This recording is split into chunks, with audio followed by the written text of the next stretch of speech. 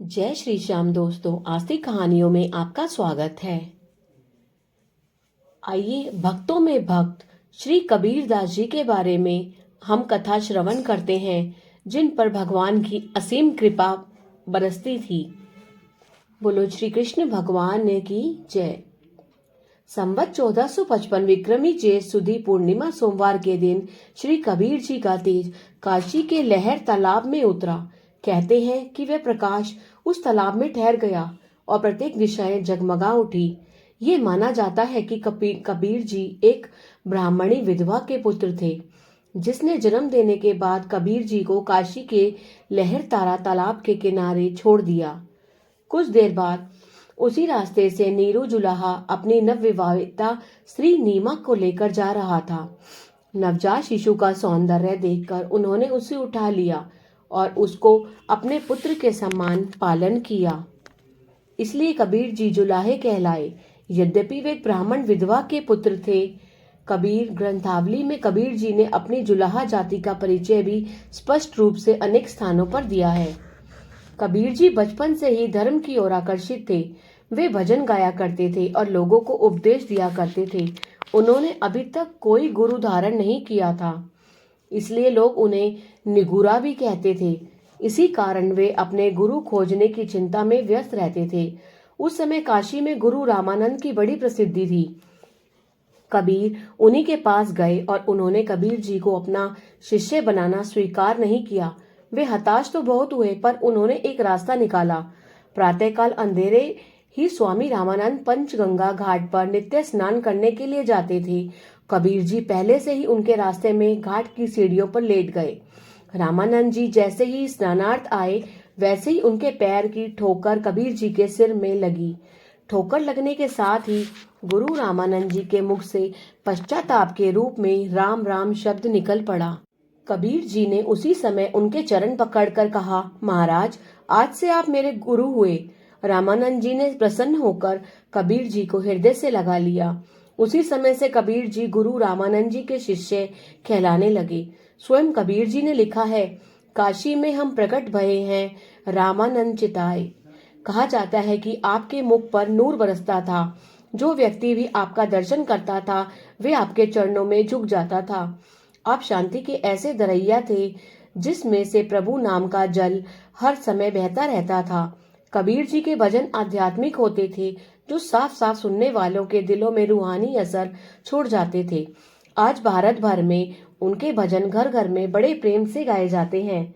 कबीर जी का विवाह हुआ था अथवा नहीं, ये संदेहात्मक है। कहते हैं कि उनकी स्त्री का नाम लोई था।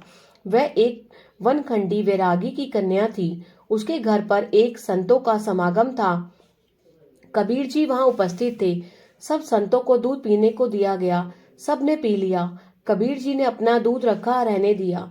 पूछने पर उन्होंने उत्तर दिया कि एक संत आ रहे हैं, उसके लिए दूध रख दिया गया है। कुछ देर में एक संत उसी कुटी पर आ पहुंचे। सभी लोग कबीर जी की शक्ति पर मुग्ध हो गए। लोई तो भक्ति से इतनी विफल हो गई कि वह उनके साथ रहने लगी। कई लोग लोई को कबीर जी की स्त्री कहते हैं और कोई शिष्या। कबीर जी ने लोई को संबोधित कर पद लिखे हैं, जैसे कहत कबीर सुनहु रे लोई, हम तुम बिनसी रहेगा सोई। संभव है लोई उनकी स्त्री हो। पीछे संत स्वभाव से उन्होंने उसे शिष्या बना लिया हो। उन्होंने अपने गृहस्थ जीवन के विषय में लिखा है। कहते हैं कि लोई से इन्हें 2 संतान पैदा हुई। एक पुत्र था कमाल और दूसरी पुत्री थी कमाली। जिस समय ये अपने उपदेशों से प्रसिद्धि प्राप्त कर रहे थे, उस समय सिकंदर लोदी तख्त पर बैठा था। उसने कबीर जी के अलौकिक कृत्यों की कहानी सुनी। उसने कबीर जी को बुलाया। काजी ने कहा, हे सलाम करो। कबीर जी ने उत्तर दिया कि हम राम जी के सिवाय और किसी को सलाम नहीं करते। यह सुनकर बादशाह को क्रोध आ गया। आपको लोहे की मोटी जंजीरों में बांधकर गंगा जी में फेंक दिया गया, पर राम कृपा से जंजीरें टूट गई और आप गंगा जी के दूसरे तट पर खड़े पाए गए। बादशाह ने फिर आग में डलवाया, वहां से भी आप बच निकले। बादशाह को कबीर जी के सलाम न करने का इतना क्रोध आ रहा था कि अब की बार उन्हें मतवाले हाथी के आगे ही छोड़ दिया गया, किंतु हाथी आपके पास तक न आकर दूर भाग गया। बादशाह कबीर जी का ऐसा प्रभाव देखकर उनके चरणों में लौट गया और अपने किए की क्षमा याचना करने लगा। बादशाह ने मोती, हीरे, रत्न, जर जमीन देनी चाहिए, पर इन्होंने एक ही बात कही कि बादशाह, राम नाम से बढ़कर कोई और हीरा नहीं है, उसी का ध्यान करो, मुझे कुछ नहीं चाहिए। बादशाह को हार मनवाकर कबीर जी अपने स्थान पर वापस आ गए। उनका वहां बड़ा स्वागत किया गया। श्री कबीर जी जुलाहे थे और कपड़ा बुनने का कार्य प्रतिदिन किया करते थे। काम के साथ राम नाम मंत्र का भी जाप निरंतर चलता रहता था। जो कपड़ा बुनते, बाजार में बेचने चले जाते और उन्हीं पैसों से घर का कार्य चलाते। एक बार बाजार में खड़े कपड़ा बेचने के लिए कह रहे थे कि एक संत वहां पर आ गए। उनके तन पर वस्त्र नहीं था। उन्होंने कबीर जी से वस्त्र मांगा। कबीर जी ने थान में से आधा फाड़ कर देने लगे तो संत जी बोले कि यह कम है। आप बोले तो अच्छा, सारा ही ले लो, और संत जी को सारा थान ही दे दिया। घर वाले प्रतीक्षा में बैठे थे कि कबीर जी पैसे लाएं ताकि उनका पैसों से बाजार से दाल आटा लाया जाए। कबीर जी ने खाली हाथ घर लौटना अच्छा नहीं समझा और किसी वन में जा छुपे। जब 5 दिन बीत गए तो भगवान का आसन डोल गया। ठाकुर जी ने व्यापारी का रूप धारण कर बैलगाड़ी में दाल, आटा, चावल, घी आदि लदवा कर कबीर जी के घर दे दिए। कुछ लोगों ने कबीर जी को खेतों में ढूंढ निकाला और उन्हें घर ले आए। घर आकर उन्हें ठाकुर जी के भंडारा लाने का पता लगा। उन्होंने ठाकुर जी को धन्यवाद किया और उन्हें भोग लगाकर उस अन्न से संतों का भंडारा किया। संतों को बड़े प्रेम से खिला पिलाकर विदा किया। अब कबीर जी की कीर्ति चारों ओर फैल गई। कबीर जी ने कपड़ा बुनना छोड़ दिया और प्रभु भजन में लग गए। जब ब्राह्मणों ने देखा कि कबीर जी ने सब भंडारा वैरागियों को खिला दिया है, तो वो भी कबीर जी के घर आ पहुंचे और बोले कि कबीर जी, आपने सारा भंडारा नीच लोगों के लिए देकर और हमें पूछा भी नहीं। आपने हमारा अनादर और अपमान किया है। जो आपने दूसरों को दिया, हमें नहीं दिया, अब हमें भी दो। अब कबीर जी के पास कुछ भी नहीं बचा था। आप ब्राह्मणों से बोले, आप ठहरो, मैं बाजार से कुछ लाता हूँ। आप फिर वहां से निकलकर फिर किसी वन में जाकर छुप गए। प्रभु रघुनाथ जी ने स्वयं कबीर जी का रूप धारण किया और सब ब्राह्मणों को अन्न व धन से तृप्त करके वन में कबीर जी के पास पहुंचे। कबीर जी को देखकर रघुनाथ जी की ब्राह्मण रूप में थे भक्त जी से बोले, भक्त जी, आप भी कबीर जी के घर जाओ ना। वहां कबीर जी हर ब्राह्मण को 2.5 सेर अन्न और धन भी दे रहे हैं। आप भी जाकर वे भंडारा ले लो, देरी मत करो। कबीर जी घर आए और देखा कि सारे ब्राह्मण तृप्त होकर जा रहे हैं तो उनके आनंद की सीमा न रही। जब कबीर जी की बहुत जय जयकार होने लगी तो उन्हें अच्छी नहीं लगी।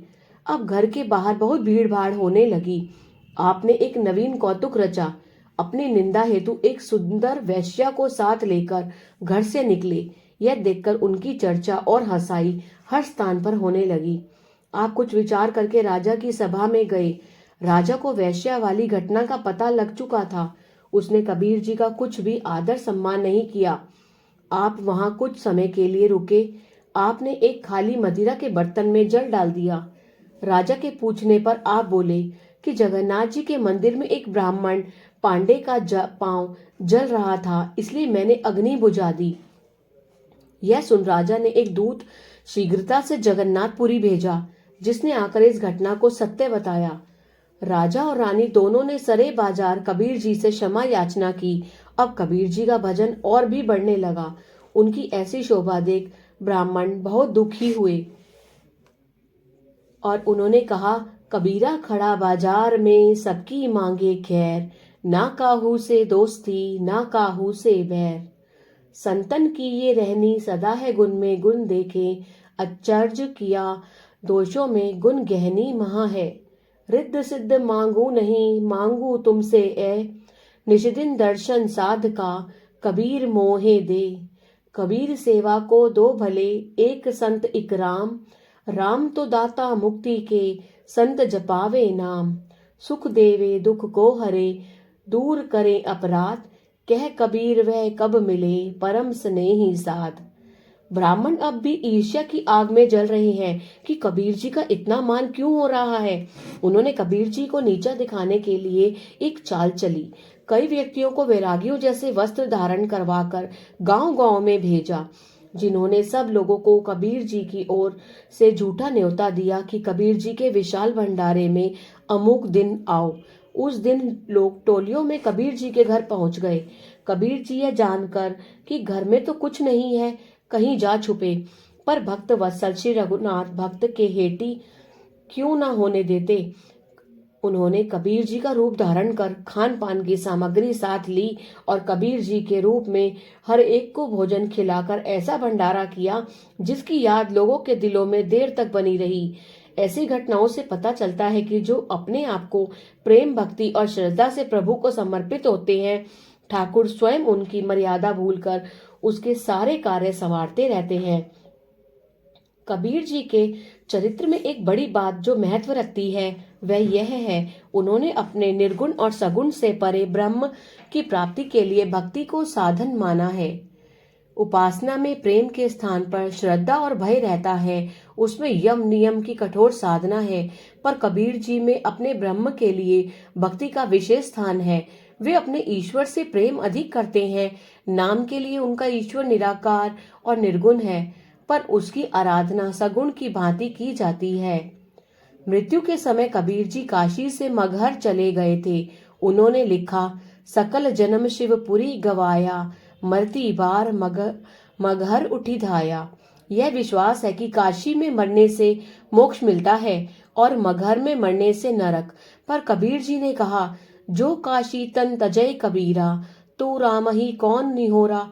वे तो ये चाहते थे कि यदि मैं सच्चा भक्त हूँ तो चाहे काशी में मरूं चाहे मगहर में, मुझे मुक्ति मिलनी चाहिए। यह विचार कर वे मगहर चले गए। उनके मरने के बाद हिंदू मुसलमानों में उनके शव के लिए झगड़ा उठा। हिंदू दाह कर्म करना चाहते थे और मुसलमान गाड़ना और दफन करना चाहते थे।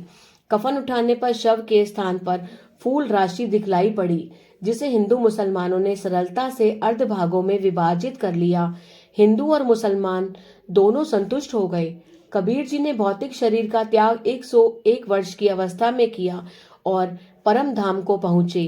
कहते हैं कि जब अंतिम समय उनकी आंखों में अश्रुपात होने लगे, शिष्यों ने कहा कि प्रभु, आप तो शुरू से ही इस शरीर को नाशवान कहते रहे हैं। जब यह नाशवान ही है तो इसके लिए यह अश्रुपात कैसा। कबीर जी बोले, शिष्यों, मैं इस शरीर के लिए नहीं रो रहा, मैं तो इसलिए रो रहा हूँ कि जिस शरीर से ब्रह्म का ध्यान, चिंतन, जप और कीर्तन होता था, वह साधन समाप्त हो रहा है। साध्य की प्राप्ति साधन के बिना कैसे होगी। शिष्य यह सुनकर चरणों में लेट गए और कबीर जी संसार को छोड़कर प्रभु धाम को पधार गए। बोलो श्री कृष्ण भगवान की जय। अगर आपको ये कबीर जी की कथा अच्छी लगी तो कृपया कर इसे लाइक कीजिए और अधिक से अधिक शेयर कीजिए, जिससे अधिक से अधिक लोगों को इस कथा का लाभ प्राप्त हो सके। जय श्री श्याम।